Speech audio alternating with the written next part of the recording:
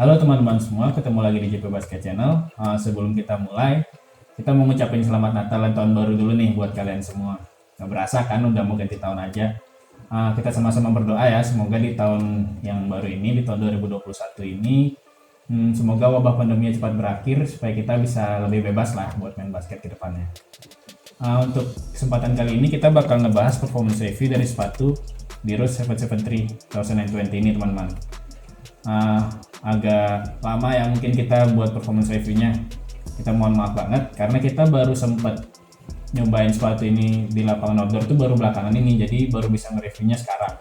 Dan buat kalian yang belum nonton video yang sebelumnya, nanti kita bakal taruh link di atas ini, jadi kalian bisa nonton detail-detail apa aja yang ada di sepatu ini.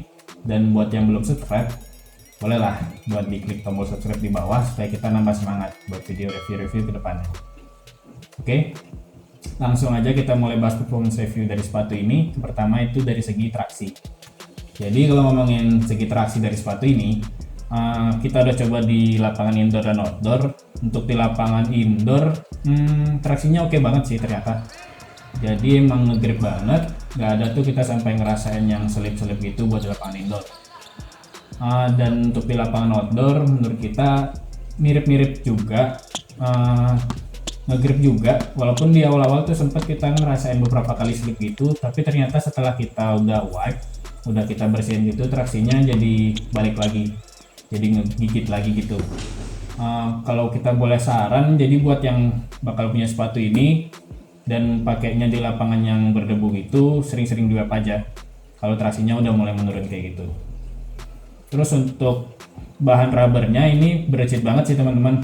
Ramelah lapangan kalau kalian pakai sepatu ini. Kalau kita bilang murah decit lah sepatu ini. Emang bisa decit sana sini gitu. Dan kalau ngomongin durabilitas outsole, walaupun rubbernya itu tipe yang empuk kayak gini, ternyata durabilitasnya oke-oke aja sih teman-teman. Nggak ada tuh yang kita sampai nemuin kikis berlebihan kayak gitu. Padahal ini kita lebih sering pakainya di lapangan indoor teman-teman. Ya, jadi walaupun warnanya translucent gini dan tipenya yang rubber empuk kayak gini, durabilitasnya tetap oke aja walaupun dipakai di lapangan outdoor sekalipun. Terus yang agak kita sayangin dari bagian traksi sepatu ini tuh ini nih, di bagian heel to toe transitionnya teman-teman. Jadi walaupun di bagian depan ini agak sedikit melengkung dan di bagian belakang ini juga sedikit melengkung, tapi kayak yang kita bilang di video sebelumnya, di bagian yang tengah ini datar banget teman-teman. Ini ngebuat heel to toe transitionnya jadi nggak smooth gitu. Mungkin kalau kalian tipe permainan yang nggak banyak gerak gitu nggak begitu masalah sih heel to toe transition yang flat kayak gini. Tapi buat kalian yang tipe mainnya berpindah arah dengan cepat, lincah gitu, ini mungkin bakal sedikit menghambat permainan sih teman-teman. Ya agak sayang aja sih. Gitu aja sih kalau ngomongin traksi dari sepatu ini.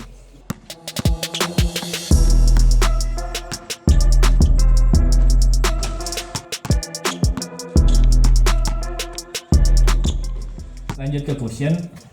Cushion dari sepatu ini kan pakai full length bounce ya teman-teman. Yang kita rasain, cushion dari sepatu ini tuh berasa sedikit bonci, terutama di bagian heel. Dan yang paling berasa bonci itu di bagian samping-sampingnya ini, bagian yang ini nih. Selebihnya untuk di bagian forefoot itu berasa tipis banget sih. Jadi bakal berasa low to the ground banget cushion di sepatu ini. Biasanya setup cushion yang kayak gini cocoknya buat kalian para guard yang mainnya lincah gitu sih. Dan sepatu ini kan cushionnya tipis gitu, tapi ternyata impact protection tetap baik sih di sepatu ini. Jadi nggak ada tuh yang sampai lutut berasa sakit gitu kalau habis main pakai sepatu ini teman-teman.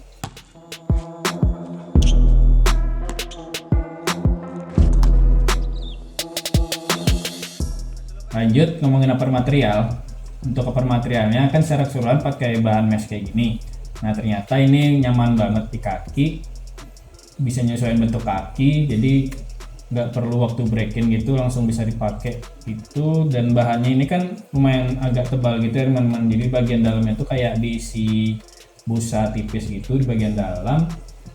Ternyata ini bikin kaki berasa nyaman sih, jadi agak empuk-empuk gitu di bagian dalam. Nah tapi penggunaan bahan yang agak tebal kayak gini agak sedikit berefek nih ke sirkulasi udaranya teman-teman. Jadi mungkin sirkulasinya nggak bakal se-breathable yang kelihatannya. Ini kan kelihatannya banyak lubang-lubang gitu kan material sepatu ini.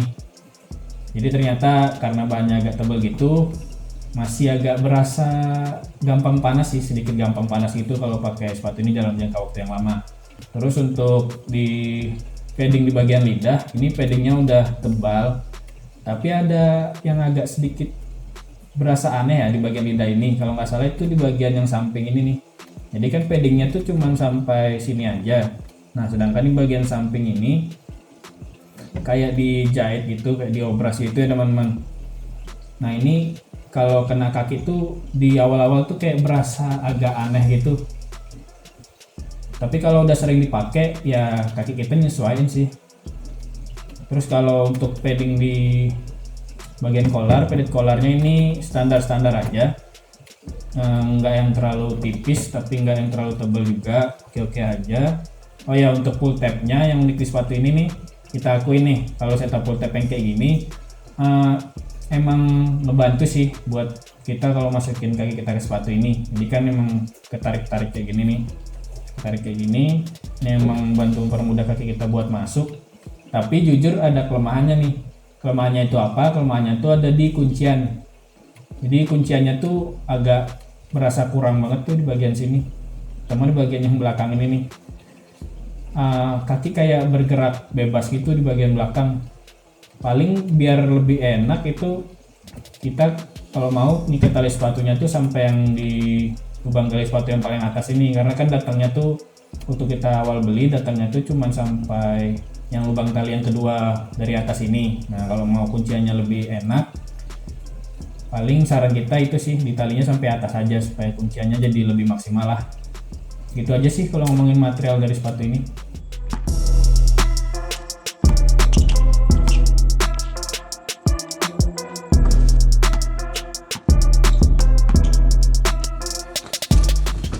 Ngomongin fit, menurut kita fit dari sepatu ini pas banget ya teman-teman. Paling di bagian depan nih agak ada sedikit sisa, cuman sekelingking sih kayaknya. Tapi nggak yang masalah banget karena sepatu ini tuh di bagian forefoot tuh berasa meruncing gitu, jadi nggak bakal yang ngeganggu banget. Jadi untuk saran size, menurut kita tetap pakai size Adidas kalian seperti biasa. Kalau kita biasanya pakai ukuran 45 di Nike, di sepatu ini kita pakai ukuran 44 2/3. Jadi kita downsize setengah ukuran. Dan buat kalian yang tipe kaki lebar, menurut kita tetap pakai true to size aja, karena ini bahan mesh kan agak melentur gitu, jadi sering pemakaian bakal agak sedikit nyesuaiin bentuk kaki sih, sedikit melebar gitu. Tapi kalau kalian tetap takut kesempitan, mungkin bisa naik setengah size aja biar lebih aman.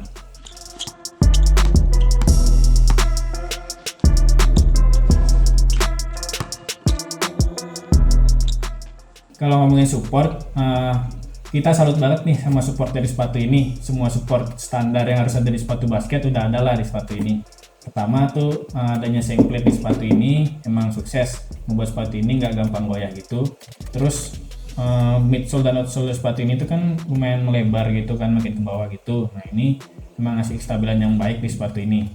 Terus untuk lateral movement di bagian depan, material mesh yang lumayan agak tebal ini emang ngasih support yang baik banget untuk lateral movement. Ditambah lagi dengan adanya fuse overlay nih di bagian kanan dan kiri bagian depan sepatu ini, ngebuat supportnya jadi double lah. Jadi emang baik banget untuk support bagian depan. Terus untuk di bagian tengah ke belakang ini adanya synthetic leather yang di bagian bawah ini yang ngelilingin sepatu ini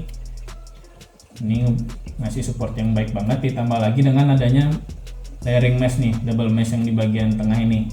Di support bagian tengah udah oke banget.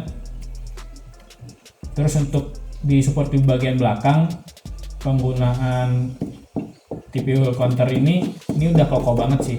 Jadi nggak ada yang masalah sih untuk support di bagian belakang. Jadi kalau kita bisa bilang sepatu ini tuh punya support yang oke banget. Jadi berasa stabil banget lah kalau kalian pakai sepatu ini. Gitu aja sih kalau ngomongin support dari sepatu ini.